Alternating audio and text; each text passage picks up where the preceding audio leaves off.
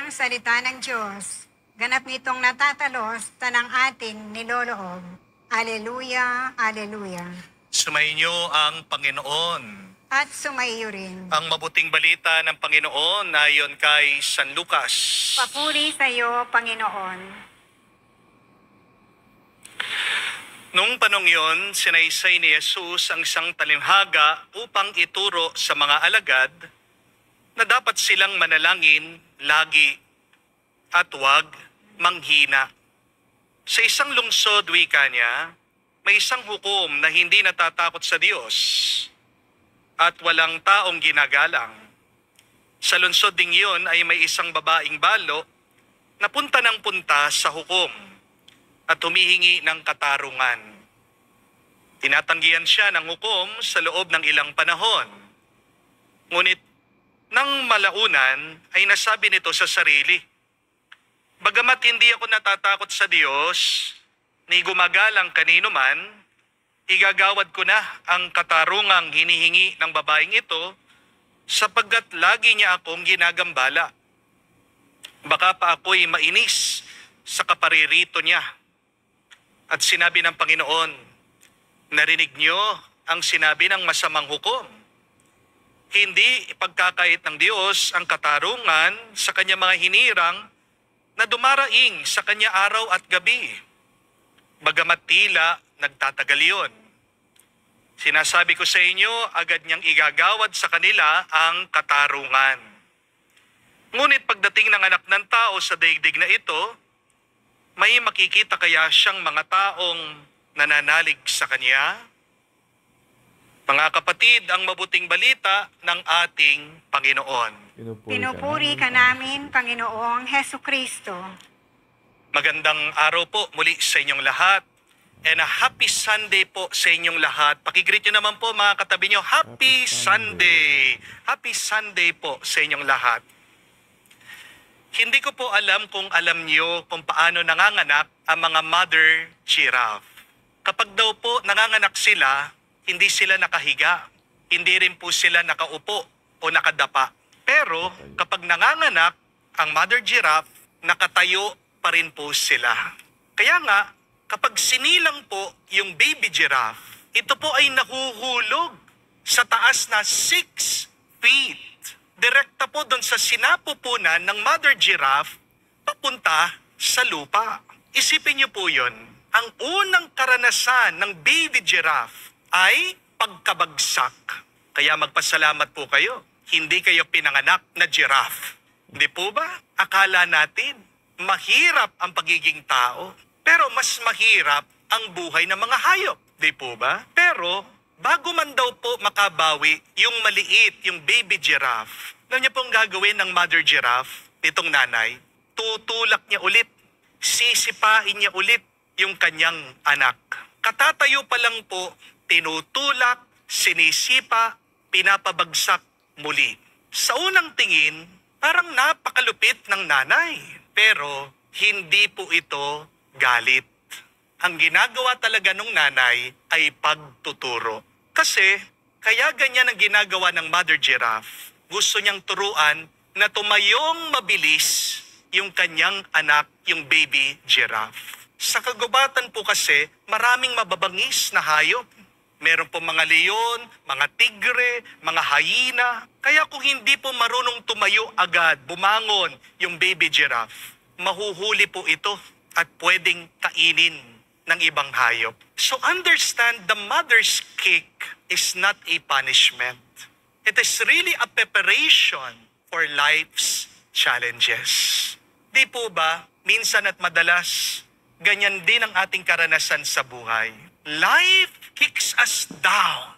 At napapaisip na lang tayo, sinasabi natin sa dasal, Lord, bakit ganito?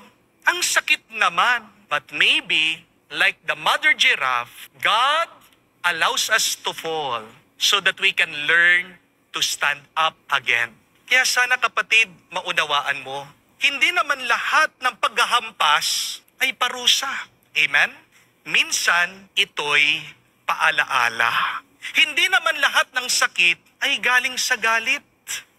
Minsan, ang sakit ay galing sa pagmamahal ng Diyos. Because God's goal is not to make us comfortable, but God's goal is to make us strong in order for us to survive, to stand up again. So remember, my dear friends, that when life kicks you, it is not to break you.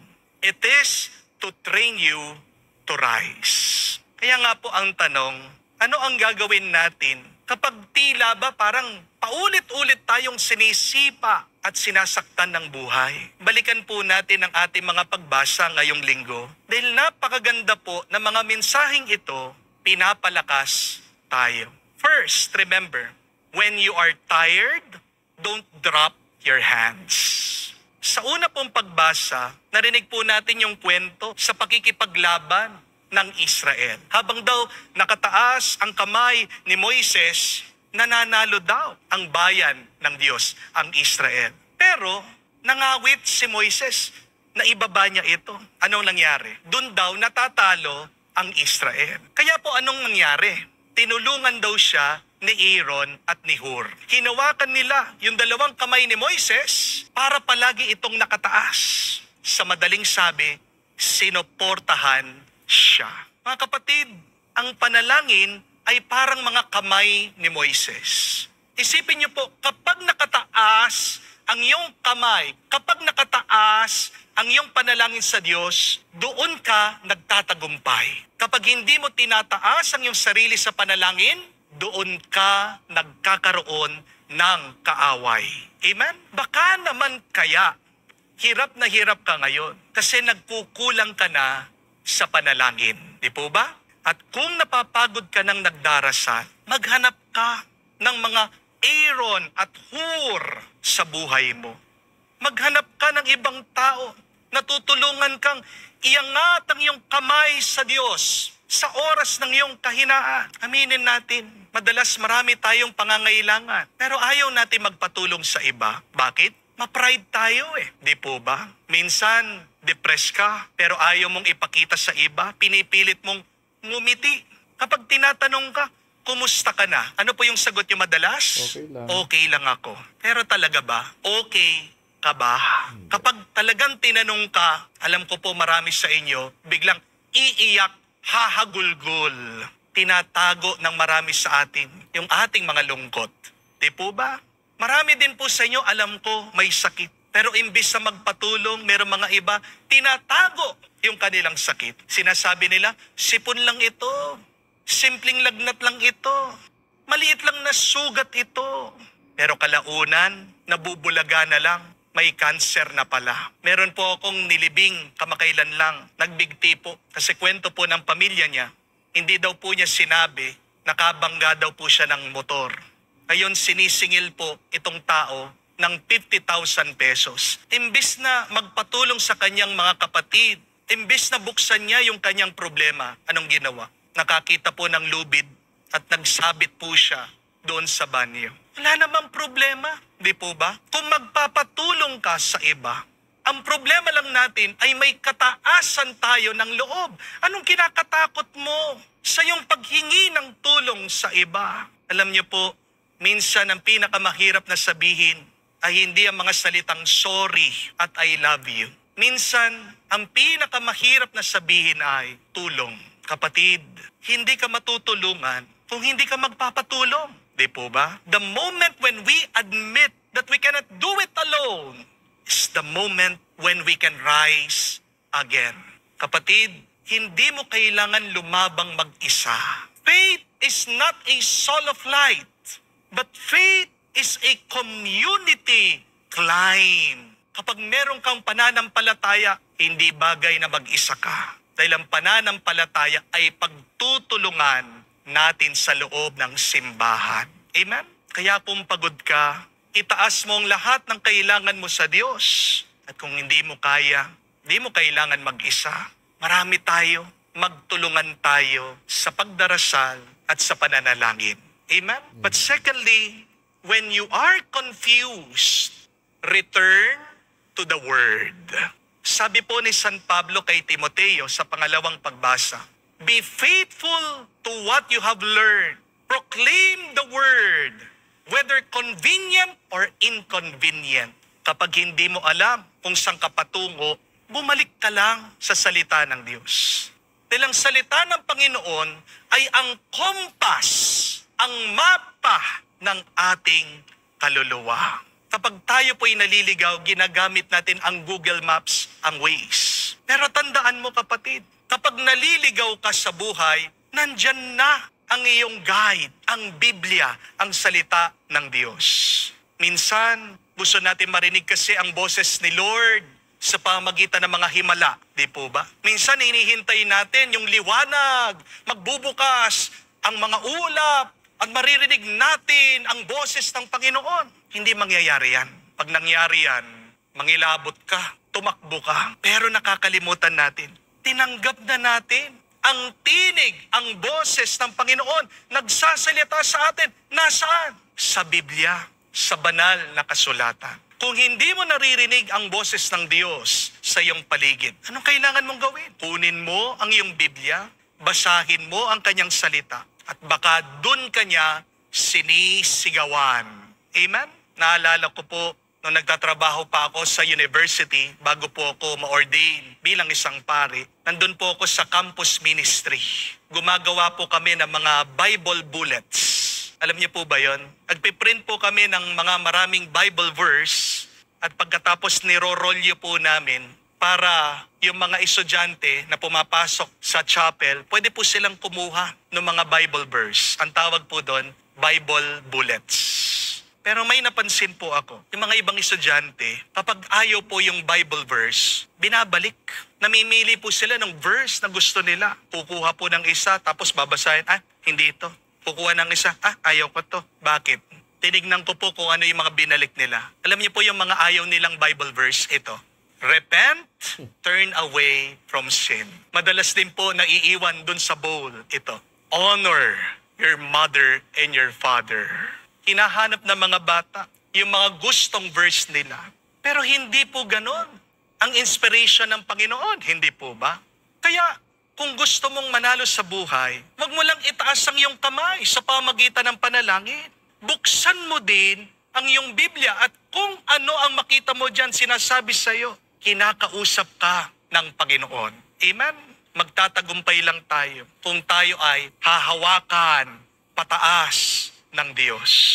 Third and last, when you are waiting, don't stop praying. Ang babae naman po, narinig natin sa Ebanghelyo, kawawa. Siya daw po ay widow, balo. Araw-araw daw po bumabalik dun sa hukom. Bumabalik po itong babae, hindi dahil nangungulit siya. Bumabalik siya dahil alam niya may pag-asa siya kung tutulungan siya ng hukom. At sabi po ng ating Panginoong Jesucristo, pray always and never lose heart. Sa totoo lang po, madaling manalangin.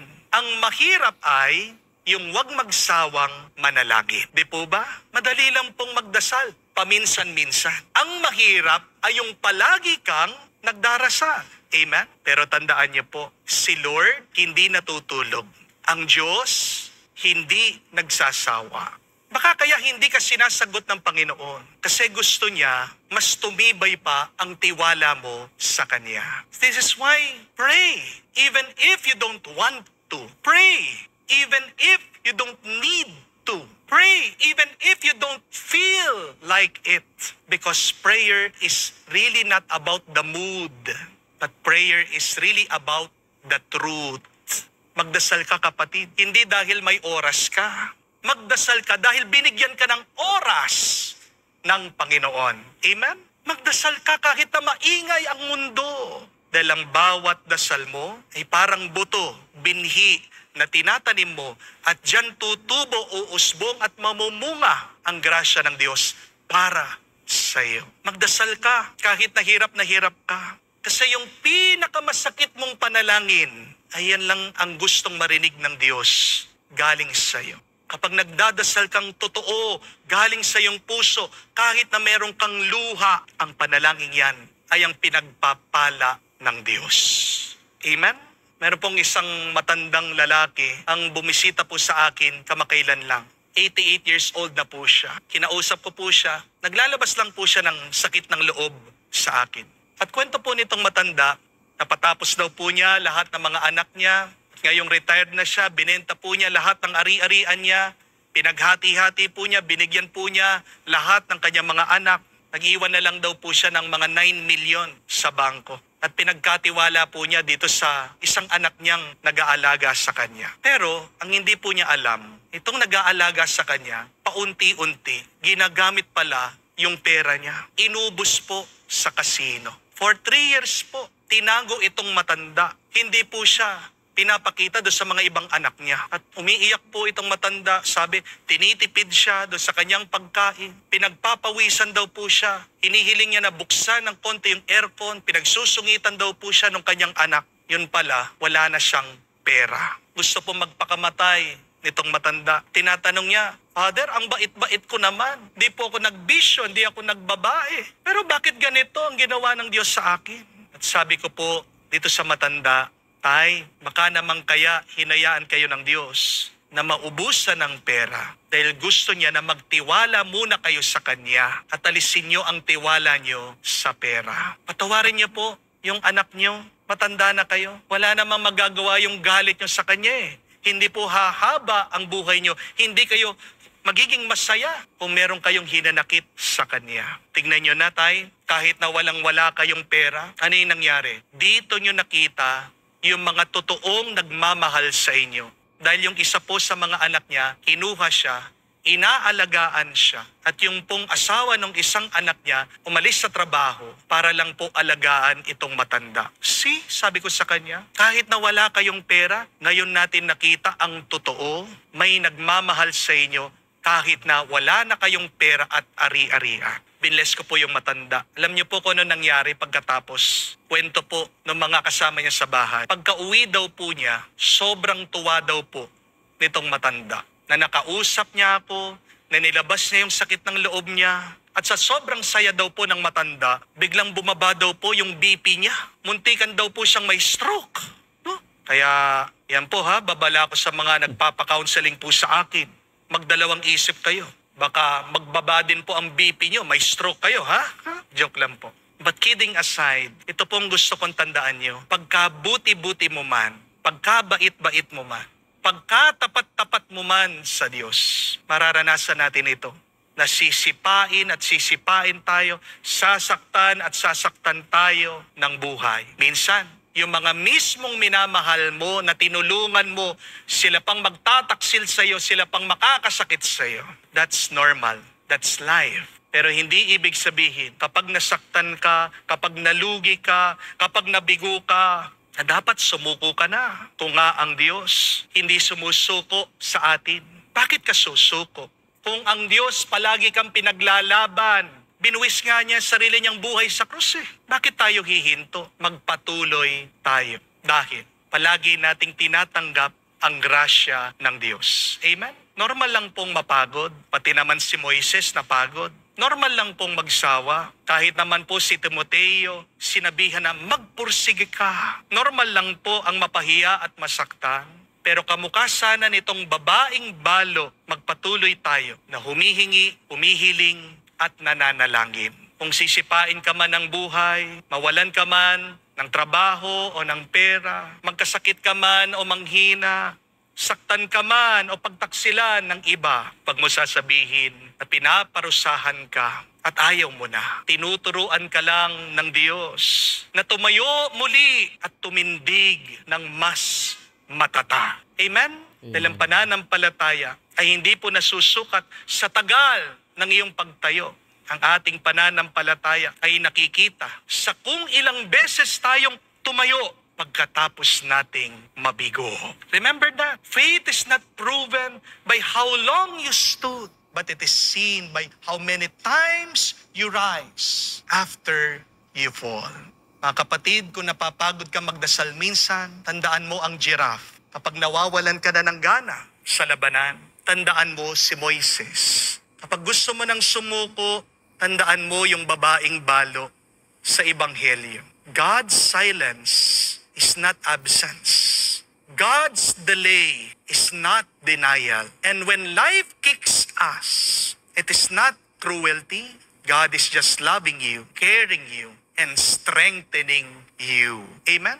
Kaya kung kayo po ngayon ay nakakaramdam na pagsisipa dahil sa inyong mga problema, itong iyong sabihin, itong iyong panalangin, salamat Lord, dahil tinuturuan mo ako na tumayo muli, pinapalakas mo ako. Amen?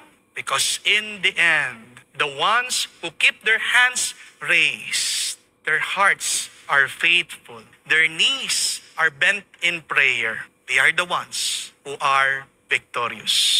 Mga kapatid, tandaan mo, kung hindi ka titigil na itaas mo ang iyong kamay sa Diyos, kapag tapat ang iyong puso, kapag palagi kang nakaluhod, nananalangin, nananampalataya sa Kanya, magtatagumpay ka. Itong ating ipatulong sa ating Panginoon sa banal na misang ito. Huwag kang susuko, kaya mo. At ngayon pa lang magpasalamat na tayo sa tagumpay at panalo na tatanggapin natin sa ating mapagmahal na Diyos ngayon at magpakailanman. Amen. Amen.